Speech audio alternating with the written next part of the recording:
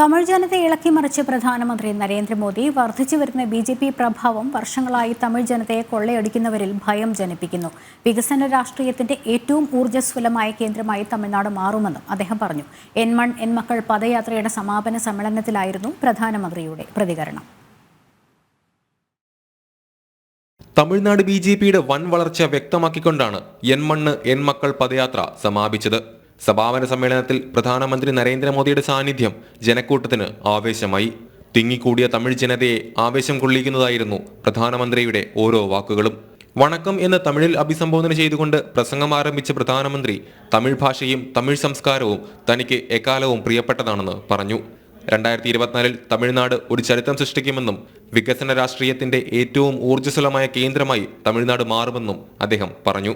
तमिलनाडु हिंदुस्तान का भाग्य बनाने वाला ये राज्य आज आपकी आंखों के सामने है। 2024 में तमिलनाडु एक नया इतिहास रचने जा रहा है.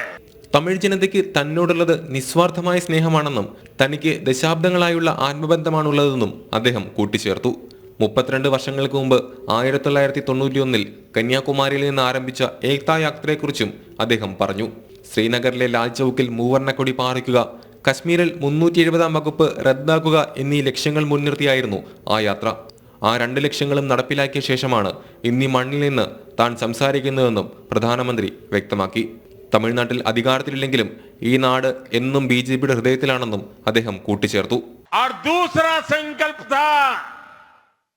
आर्टिकल 370 हमेशा हमेशा के लिए मिटा के रहूंगा और इसलिए कन्याकुमारी से तमिलनाडु की मिट्टी को माथे पर चढ़ा के निकला था और आज वो दोनों काम आज लाल चौक में शान से तिरंगा फहरा रहा है और आज आर्टिकल 370